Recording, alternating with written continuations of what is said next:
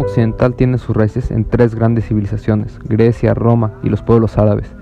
Aunque esta última no es considerada como parte de Occidente, sus imperios son los más antiguos del mundo. Vieron nacer muchas invenciones y pensamientos y tuvieron gran influencia sobre los griegos.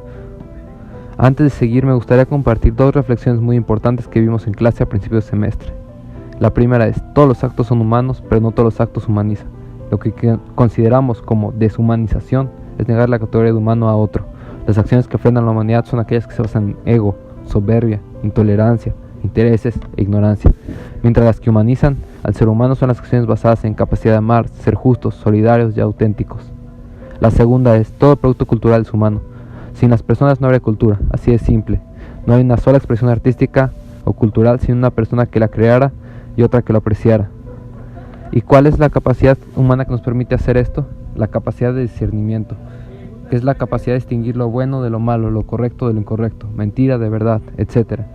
Esta es una característica exclusivamente humana. Y bueno, ahora sí, para comenzar con nuestro recorrido histórico del humanismo, primero debemos tener un comienzo.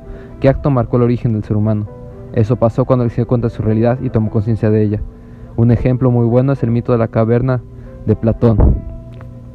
Ahora bien, nuestra primera gran civilización occidental son los griegos, un pueblo de origen indoeuropeo. Su punto de inicio cultural es oriental: Mesopotamia, Egipto, Persia, etc. Los griegos tienen dos tipos de aportación: el mitos y el logos. Lo primero es bastante visible con su mitología, que nació para explicar fenómenos naturales y tener una historia que les diera origen e identidad.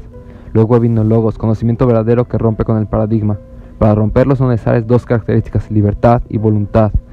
Los que empezaron con este rompimiento fueron los filósofos presocráticos, gente que se cansó de las explicaciones mitológicas y formularon una pregunta: ¿cómo se originó el universo? ¿Cuál era el arje o principio fundamental de las cosas?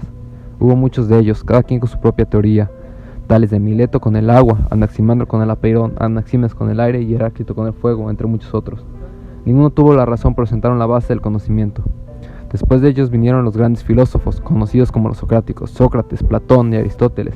Estos sentaron la base de la filosofía como la conocemos ahora, generaron verdadero conocimiento cada quien con su método y estudiaron al ser humano como ser físico espiritual. Sócrates fue conocido como el filósofo de la interioridad humana. Su método, la mayéutica, propone llegar a la verdad a través del cuestionamiento. Platón se le llamó filósofo del dualismo, primero en proponer al ser humano como unión entre cuerpo y alma, y dividió el mundo entre ideas, epístemes y ciencia, y sensible, doxa, opinión. Aristóteles es el filósofo de la única realidad. No concuerda con las ideas de Platón, pero crea la corriente del realismo y el método científico. Después de ellos surgieron otros filósofos, los posocráticos, en el periodo conocido como helenismo, inaugurado por Alejandro Magno, que fue básicamente la expansión de la cultura griega. Estos filósofos proponían doctrinas muy individualistas sobre dónde obtener la felicidad. Unos decían que en el deber, otros que en el placer y otros que en la abstención del juicio. El siguiente gran acontecimiento de nuestro recorrido histórico es el surgimiento del Dios de Israel. Al contrario de los dioses griegos, esto es un Dios que se revela a sí mismo al ser humano. No se le ve, pero se siente y se entiende, no impone. Para él, fe es igual a confianza. El vínculo con Dios es afectivo, ya que habita en nuestro interior. El objetivo de los textos bíblicos que surgen en Oriente es transmitir la experiencia de Dios. Este Dios de Israel invita al ser humano a su proyecto de salvación. Bueno, ya explicado el centro del siguiente periodo, podemos pasar a la Edad Media, que es el resultado de la combinación del humanismo griego de Atenas, del humanismo semita de Jerusalén y del derecho humano de Roma. La Edad Media es un periodo histórico que abarca 1000 años. Nace tras la caída del Imperio Romano de Occidente y se acaba con el descubrimiento del continente americano. Se divide en dos grandes terrenos: los reinos que surgen tras la caída del Imperio Romano de Occidente y el Imperio Bizantino que siguió en pie. El poder estaba concentrado en dos partes: política, reyes y reinas, y religioso, en el Papa. La vida se centró en la religión, ya que ellos eran los que tenían el conocimiento. Se regresa al mito, aunque se ve hay desarrollo científico, aunque no es muy bien visto. El centro que permitió el progreso durante la Edad Media fueron las órdenes monásticas, que eran las que vivían en conventos y monasterios y se dedicaban a estudiar y transcribir libros, y después las mendicantes, que eran las que estaban en las calles y vivían de la caridad. Edad moderna.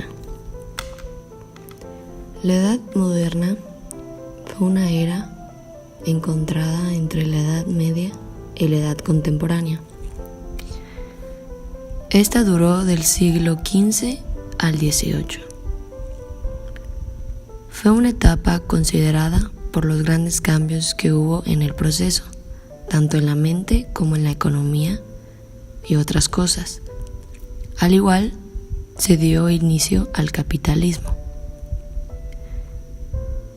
Existieron ciertos acontecimientos que marcaron esta era, como por ejemplo fue el Renacimiento, la Ilustración, la Reforma religiosa, el absolutismo y la Revolución Francesa.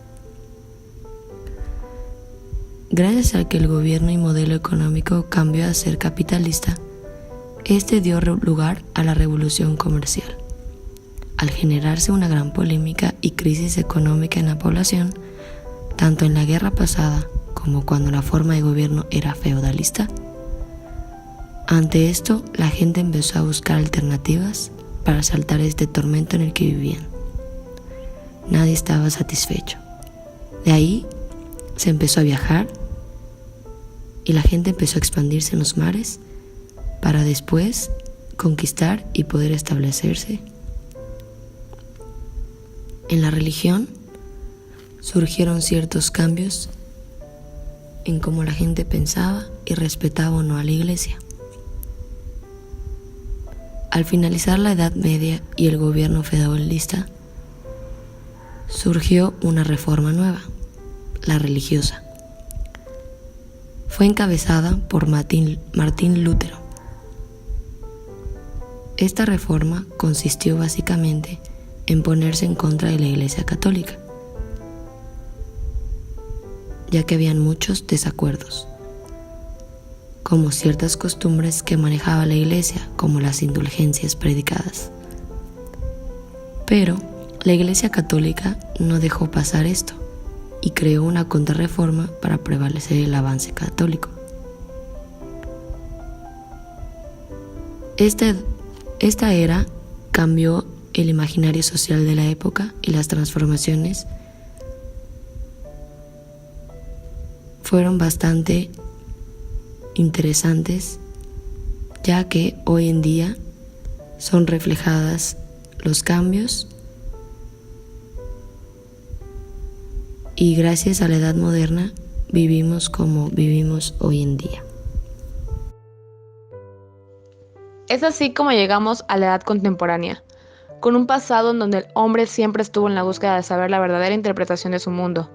Conocemos que desde el Renacimiento nace el humanismo como una vuelta a los clásicos para encontrar en sus libros, obras filosóficas y en el arte los valores que oponer a los que la omnipresencia de la explicación teológica había impuesto. En el siglo XIX, entre el creciente desarrollo económico y de las ciencias positivas, el hombre queda sumido en una descripción del mundo ofrecida por la ciencia. Y ya en el siglo XX se ha seguido este camino, pues en la actualidad la ciencia y la técnica proporciona una buena parte de las respuestas a las grandes preguntas.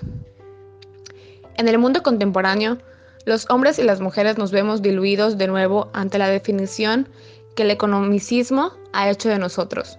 La consideración del ser humano como recurso económico, ya sea en su faceta de productor o consumidor, reduce las potencialidades del hombre a una sola. La capacidad de esta presión economicista es grande, ante la urgente necesidad de ubicarse en la visión del mundo que se nos ofrece, como ganadores o perdedores. Se fomenta en el ser humano el egoísmo y la ausencia de compromiso. Lo que el mundo necesita ahora es una educación que no esté enfocada a buscar el empleo que pague más, sino a formar humanos sólidos que no se quiebren ante la vida y que no necesiten la parte material para seguir a flote.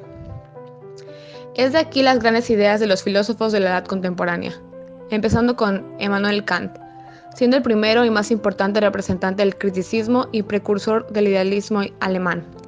Está considerado como uno de los pensadores más influyentes de la Europa moderna y de la filosofía universal. Siguiendo la línea, aparece Augusto Comte, porque se le considera creador del positivismo y de la disciplina de la sociología, junto con Karl Marx, el padre del socialismo, científico, del comunismo moderno y del marxismo.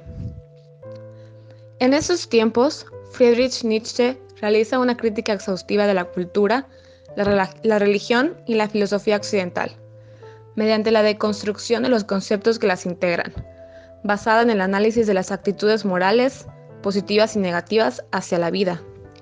Igual tenemos a Roussel, ganador del Premio Nobel de Literatura y conocido por su influencia en la filosofía analítica, sus trabajos matemáticos y su activismo social. Por último, a Jean-Paul Sartre, siendo el mayor exponente del existencialismo y del marxismo humanista. Fue el 10º escritor francés seleccionado como Premio Nobel de Literatura en 1964, pero lo rechazó explicando en una carta a la Academia Sueca que él tenía por regla declinar todo reconocimiento o distinción y que los lazos entre el hombre y la cultura debían desarrollarse directamente, sin pasar por las instituciones. Después de pasar por estos pensadores nos queda la pregunta principal. ¿Qué queda del humanismo en nuestra cotidianidad? ¿Ha sobrevivido algo en esta posmodernidad nuestra? Nada vuelve a ser lo mismo tras el culto al mundo clásico y a sus lenguas como modelos. Tras ver en la belleza no solo la admiración de las formas perfectas, sino el equilibrio ideal entre razón y pasión, norma del comportamiento humano, armonía entre acción y pensamiento y la medida de todas las cosas. Y desde luego, nada vuelve a ser igual tras el redescubrimiento de la naturaleza y de la historia desde parámetros libres de prejuicios teológicos que formarán la base de la mejor pedagogía. Ninguna de sus dudas queda ya en nuestro siglo XXI, que usa cobardes seguridades y falsas certezas.